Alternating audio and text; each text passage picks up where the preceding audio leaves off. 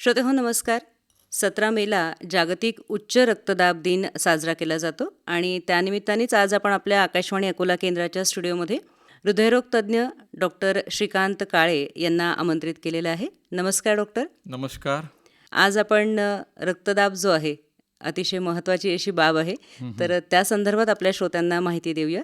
तर सुरुवातीला BP किंवा उच्च रक्तदाब म्हणजे काय हे आपण सांगूया. हो, ब्लड प्रेशर म्हणजेच उच्च रक्तदाब. आपण म्हणतो BP वाढले. आपलं नॉर्मल ब्लड प्रेशर असते 120 सिस्टोलिक आणि 80 डायस्टोलिक. तर 120-80 हा नॉर्मल ब्लड प्रेशर असतो. पण ज्या रुग्णांना हाय BP त्रास असतो, ज्यांचं ब्लड प्रेशर 130/80 130/90च्या वर असतो, त्यांना आपण म्हणतो हाय ब्लड प्रेशर किंवा हायपरटेन्शन. आपण पाहतो BP खालचा BP वरचा BP असं जनरली बोलल्या जातं सामान्य भाषेमध्ये. तर BPचे असे किती प्रकार आहेत? BPचे 2 प्रकार आहेत. BP म्हणजे सिस्टोलिक BP जो असतो तो वरचा म्हणतो आपण त्याला, तो 120 ते 130 पर्यंत सामान्यतः असतो. आणि खालचा म्हणजे डायस्टोलिक BP तो 80-90 पर्यंत असतो.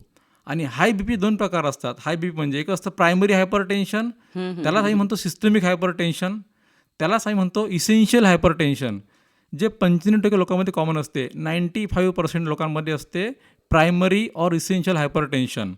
आणि दुसरा प्रकार जो असतो तो असतो सेकंडरी हायपरटेन्शन.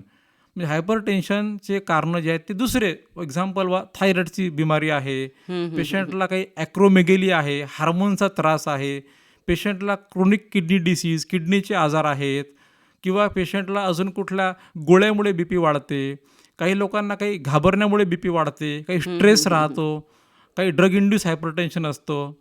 अशा प्रकारे 2 प्रकार आहेत मुख्यत्वे, प्रायमरी अँड सेकंडरी.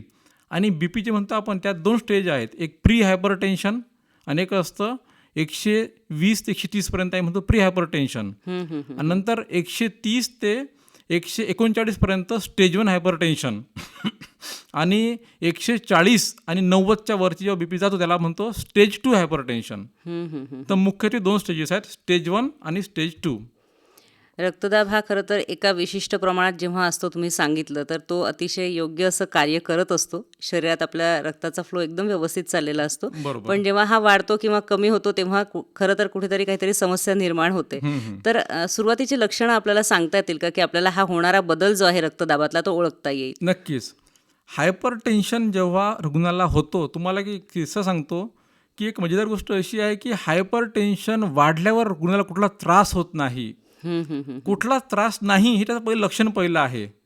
आणि मग जेव्हा कळतं केव्हा, जेव्हा रुग्ण त्याचं BP चेक करतो, कुठलं सर्जरी असतो, कुठलं फिटनेस राहतो, किंवा दुसऱ्या एखाद्या आजारासाठी पेशंट जेव्हा जातो आणि जेव्हा BP चेक करतात डॉक्टर, तेव्हा BP वाढलेलं निघते. तसं त्यांना जर त्रास असेल, छातीमध्ये धडधड होणे किंवा डोकं दुखणे, मागच्या साईड डोकं दुखणे किंवा छाती भरून येणे, ही लक्षणे आहेत. पण आम्ही जे पेशंट रुग्ण पाहतो ते हायपरटेन्शन जेव्हा ज्यांना जास्त होतो आणि जेव्हा त्यांना टार्गेट ऑर्गन डॅमेज म्हणजे कॉम्प्लिकेशन होतं, तेव्हा ते पेशंट आपल्याकडे येतात. फॉर एक्झाम्पल मेंदूची नस तुटणे, रक्तस्राव होणे. तर हे का झालं? BP वाढत वाढत गेलं, पण पेशंटला त्याची कल्पना नव्हती, त्यांना काही त्रास नव्हताच काही, ही वॉज फाईन. तर जेव्हा त्याला टार्गेट ऑर्गन डॅमेज झालं, जसं नस तुटली, लकवा झाला, त्याला चक्कर आले, त्याला उलट्या झाला, त्याला फिट आली, जेव्हा BP चेक केलं BP 200/100 180/90, त्या प्रकारे BP वाढते आणि रुग्णाला कुठलाही त्रास होत नाही. जेव्हा BPची सुरुवात असते तेव्हा नो सिम्पटम्स. म्हणजे एका दिवसात खरं तर हा BP वाढलेला नसतोच, तो वाढत वाढत जातो, पण आपल्याला काही त्रास झाल्यामुळे लक्षात येत नाही. त्याबद्दलही तुम्ही सांगालच. फक्त मला आधी हे सांगा की कुठल्या वयातल्या लोकांना हा त्रास होऊ शकतो? पहिले असं होतं की 40 नंतर BP वाढायचं, 50 नंतर BP वाढायचं. त्याचं कारण होतं ॲथेरोस्क्लेरोटिक आर्टरी डिसीज, म्हणजे आपल्या ज्या रक्तवाहिन्या आहेत त्यातलं कॅल्शियम जमा होणे, त्यांची जी तन्यता आहे, इलॅस्टिसिटी ती कमी होणे. पण सध्या तर BP 20 वर्षाला पण मुलांना BP दिसतंय, 30 वर्ष युवकाला BP दिसतंय. याचे कारणं जे आहेत स्ट्रेस, महत्त्वाकांक्षीपणा, टाईप A पर्सनॅलिटी, आणि दुसरी गोष्ट म्हणजे रात्रभर जागून कामं करणं, वर्क प्रेशर आणि सिडेंटरी लाईफस्टाईल, आणि जे हेल्दी लाईफस्टाईल नसल्यामुळे व्यायामाचा अभाव, ह्या स्ट्रेस आणि काही व्यसन, अल्कोहोल म्हणा, तंबाखू म्हणा, जे निकोटिनिक पदार्थ आहेत ज्यामुळे सिम्पथेटिक ॲक्टिव्हिटी वाढते बॉडीची, त्यामुळे बीपी वाढतं. हम्म, हम्म, हम्म, हम्म. तर सध्याचं बीपीचं असं वर्गीकरण करताना असं वाटतं की यंग हायपरटेन्शन ऑल्सो कॉमन, म्हणजे कमी वयातल्या पुरुषांना स्त्रियांना पण ब्लड प्रेशर त्रास होत आहे सध्या. रिस्क फॅक्टर्स याचे काय आहेत? रिस्क फॅक्टर दोन प्रकारचे असतात. एक असतात मॉडिफायबल रिस्क फॅक्टर, जे आपण मॉडिफाय करून आयुष्य चांगलं बनवू शकतो. दुसरे असतात नॉन मॉडिफायबल रिस्क फॅक्टर. तर मॉडिफायबलमध्ये राहतं की सॉल्ट इनटेक, मीठ कमी खायला पाहिजे आपण जेवणामध्ये जर बीपी कमी करत असेल तर. दुसरी गोष्ट रेग्युलर व्यायाम, एक्सरसाइज करायला पाहिजे. आठवड्यातले 5 दिवस तरी करायला पाहिजे आणि डेली 30 मिनिटे. नंतर हेल्दी लाईफस्टाईल, नो स्ट्रेस आणि डायटरी चेंजेस, जसं म्हणतो आपण नमक जे आहे ते आपण 5 ग्रामच्या कमीच खायला पाहिजे. अल्कोहोल इनटेक नाहीच्या बरोबर करायला पाहिजे. कुठलं व्यसन नको, तंबाखू म्हणा, अल्कोहोल म्हणा किंवा उत्तेजित करणारे पदार्थ म्हणा, LSD वगैरे याचं सेवन करण्यास पूर्णपणे मनाई आहे ज्या रुग्णांना बीपी त्रास आहे त्यांना. हम्म, हम्म, हम्म, हम्म. आणि नॉन मॉडिफाय रिस्क फॅक्टर म्हणजे जे आपण मॉडिफाय करू शकत नाही, तर मेल्स स्ट्रेस राहतो पुरुषांना. दुसरं राहतं आपण ब्लॅक रेस, आपण एशियन्स आहोत, कॉकेशियन जे रेस आहे आपली ते. किंवा फॅमिली हिस्ट्री जे आहे, आईवडिलांना बीपी असतो, आजोबांना बीपी असतो. तर हे जे रिस्क फॅक्टर आहेत त्या बदलू शकत नाहीत. जेनेटिक्स काही राहतात चेंजेस, ते बदलू शकत नाहीत. पण जे मॉडिफाय करू शकतो आपण ते करून आपण आपलं बीपी कंट्रोल करू शकतो. कॉम्प्लिकेशन्स काय होऊ शकतात, काय सांगू आपण त्या बाबतीत? नक्कीच. कॉम्प्लिकेशन जे पेशंट जेव्हा लॉंग स्टँडिंग हायपरटेन्शन, ज्यांना बीपी खूप दिवस राहते, ते बीपी चेक करत नाहीत, चेक केलं तरी गोळ्या रेग्युलर घेत नाहीत, अशा रुग्णांना तुम्हाला मी सांगतो पायाच्या नखापासून ते केसापर्यंत त्रास होतो हाय बीपीचा. आम्ही बीपीला आम्ही म्हणतो सायलेंट किलर. यावर्षी थीमच आहे आमची कंट्रोलिंग हायपरटेन्शन टुगेदर 2026ची. Check your blood pressure regularly, defeat the silent killer. म्हणजे तुमचं बीपी आपण सर्व मिळून कंट्रोल करणार आहेत. सर्व कोण? तर रुग्ण स्वतः, त्याचे नातेवाईक, केअरटेकर्स आणि doctors, nurses, health professionals. Check your BP regularly, तुमचं बीपी रेग्युलर मोजा. आणि डिफीट द सायलेंट किलर, हा सायलेंट किलरला आपल्याला हरवायचा आहे. त्यानं काय होतं बीपीमुळे कॉम्प्लिकेशन काय होतात? सर्वात जाऊ पण वरती मेंदूमध्ये काय होतं, जेव्हा बीपी वाढतो तेव्हा मेंदूतला रक्तस्राव जास्त होतो, त्यातल्या रक्तवाहिन्या फुटून जातात खूप जास्त हाय प्रेशरमुळे. त्याला आपण म्हणतो इंट्रा पॅरेन्कायमल ब्लीड. आपल्या मराठी भाषेत म्हणून त्याला रक्ताची नळी तुटली मेंदूमधली. मग अशा रुग्णांना खूप जास्त डोकं दुखतं, उलट्या होतात, त्यांना फिटा येतात आणि रक्तस्राव अति झाल्यामुळे पेशंटला ऑपरेशनची गरज पडू शकते. आणि हे काय झालं? Uncontrolled chronic hypertension. BP check केलं नाही, बीपी वाढत गेलं आणि एवढी जास्त मात्रा झाली बीपीची 180-200 की नस तुटून त्याचा रक्तस्राव झाला मेंदूमध्ये. दुसरीकडे आपण डोळ्याकडे येऊया. एक आजार आहे हायपरटेन्सिव्ह रेटायनोपॅथी. उच्च रक्तदाबामुळे प्रेशर येते आपल्या आर्टरीवर डोळ्यांच्या आणि आपलं अंधुक दिसते किंवा दिसत नाही. त्यामध्ये अजून होतो रेटायनल हेमरेज, म्हणजे आतमधले बुबळावरती स्मॉल हेमरेज तयार होतात, रक्तस्राव होतो पडद्यावरती, त्याने दृष्टी कमी होते आपली. तिसरी गोष्ट राहते क्रोनिक किडनी फेल्युअर. किडनीचे आजार होतात हाय प्रेशरमुळे. इंट्राग्लोमेरुलर हायपरटेन्शन, म्हणजे किडनीच्या आतमधलं प्रेशर वाढून किडनी खराब होते, सिरम क्रिएटिन वाढते. तिसरी गोष्ट राहते LV हायपरट्रॉफी, हृदयावर सुजन येते बीपी जास्त वाढल्यामुळे. आणि हायपरटेन्शनमुळे हार्ट अटॅकचा धोका 5 पटीने जास्त वाढतो, हार्ट फेलचा धोका 6 पट जास्त वाढतो आणि प्री मॅच्युअर कार्डियक डेथ, म्हणजे पेशंटचा मृत्यू पण होऊ शकतो खूप जास्त बीपी वाढल्यामुळे. हार्ट सडन कार्डियक डेथ होऊ शकते हाय बीपीमुळे. तर दीज आर कॉम्प्लिकेशन्स. जे खूप गुंतागुंत निर्माण होऊ शकते. ज्यांच्या घरी बीपीचा पेशंट आहे, तो पेशंट विसरला असेल तर तुम्ही सांगितलं की सगळे मिळून नातेवाईकांनी त्याला आठवण द्यावी की रेग्युलर बीपी चेक करायचं आहे. आणि ज्यांना काही त्रासच नाही आहे त्यांनी काय करायचं? त्यांनी एकदा तरी 6 महिन्यात बीपी चेक करायचं एकदा. रोज सकाळी झोपून उठल्यावरती 8-9 वाजता सुपाईन पोझिशन झोपून बीपी चेक करायला पाहिजे. आणि जर आपलं रिडिंग जर 130-80 कमी आहे तर ठीक आहे. पण जर आपलं बीपीचे नंबर जे आहेत 140-90 किंवा 130-98च्या वरती जर गेले तर सिरियल चेकअप करायला पाहिजे. सिरियल चेकअप करायला पाहिजे, म्हणजे कालांतरानं चेकअप करायचं 3 दिवसांनी, 6 दिवसांनी. आणि ट्राय टू मिनिमाइज इट. जो बीपीचे जे आपले आकडे आहेत, तो वरचा आकडा 130 पकडायचा आणि खालचा 90, याच्या खाली आपलं बीपी पाहिजे. 130/90च्या कमी बीपी आपलं असायला पाहिजे. तुम्ही सेकंडरी हायपरटेन्शन सांगितलं, ते म्हणजे नेमकं काय? सेकंडरी हायपरटेन्शन म्हणजे मी म्हटलं 95% लोकांना असतं प्रायमरी हायपरटेन्शन, की ज्याचं कारण काही नसतं, जे अनुवांशिक म्हणा, फॅमिलियल म्हणा, स्ट्रेसमुळे म्हणा. पण सेकंडरी हायपरटेन्शन हा प्रकार आहे, हा 5% लोकांना असतो. ज्या लोकांचं बी पी दुसऱ्या काही बॉडीतल्या कारणामुळे वाढतं त्याला आपण म्हणतो सेकंडरी हायपरटेन्शन. फॉर एक्झाम्पल हार्मोनचे आजार, हायपोथायरॉईड, हायपरथायरॉईड, ॲक्रोमेगली, ग्रोथ हार्मोन एक्सेस किंवा ॲड्रिनलचं जे सिक्रेशन असतं ग्लँडचं, रिनिन सिक्रेशन जास्त होतो, त्याला आपण म्हणतो ॲडिनोमा किंवा कॉन सिंड्रोम. तर अशामुळे किंवा ड्रग इंड्यूस, म्हणजे ज्याचं आपण कारण शोधू शकतो 5% लोकांना आणि जिट कॅन बी करेक्टेबल. आपण जर आजार कमी केला तर बी पी कमी होतं.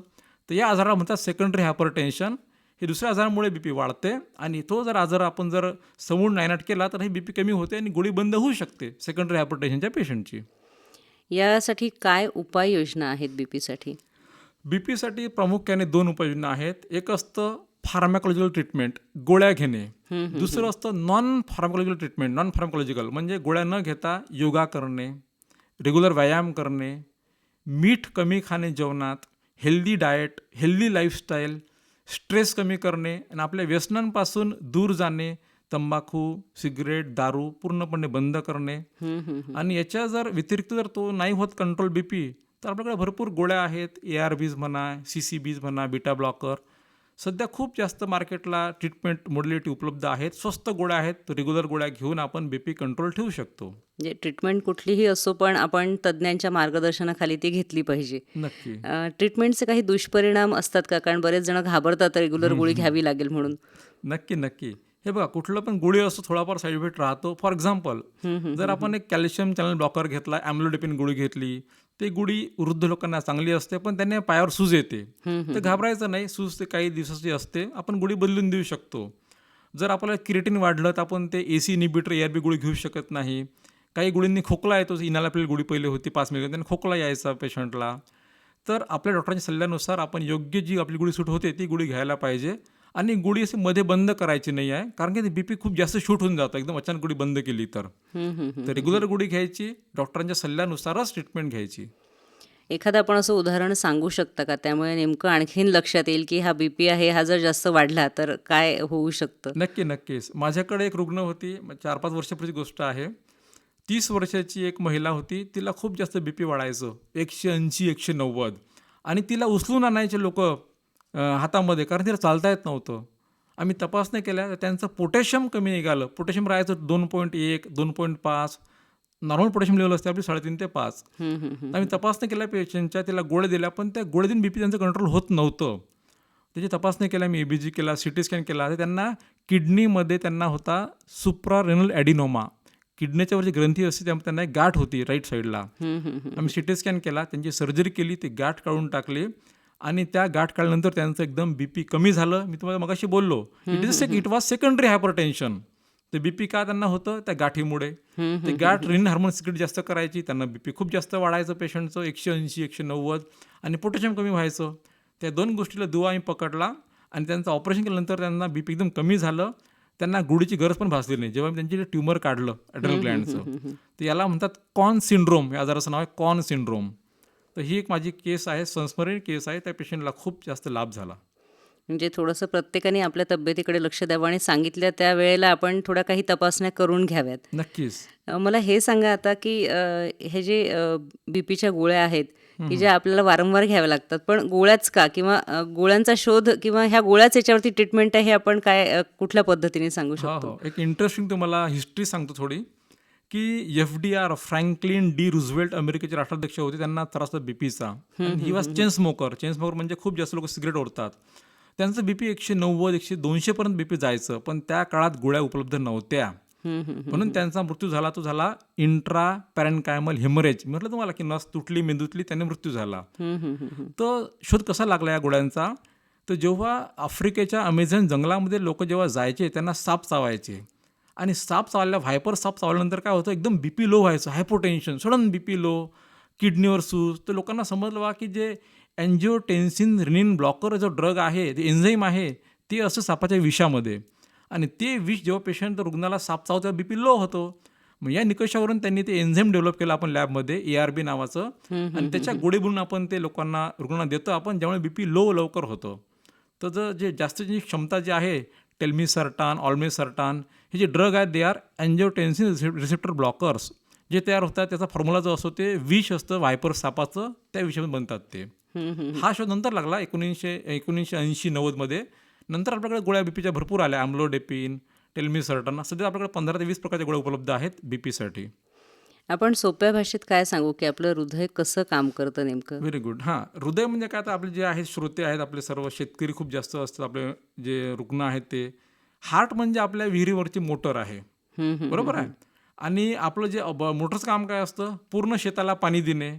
तर हार्ट ब्लड पंप करतं आणि आपल्या केसापासून डोक्यापासून पायापर्यंत, जठराला, आपल्या अवयवांना, हातांना, पायांना जे मोटरसारखं ते ब्लड फ्लो सप्लाय करतं, पाणी देतं पुऱ्या शेताला, तसं पुऱ्या बॉडीला ब्लड देतं.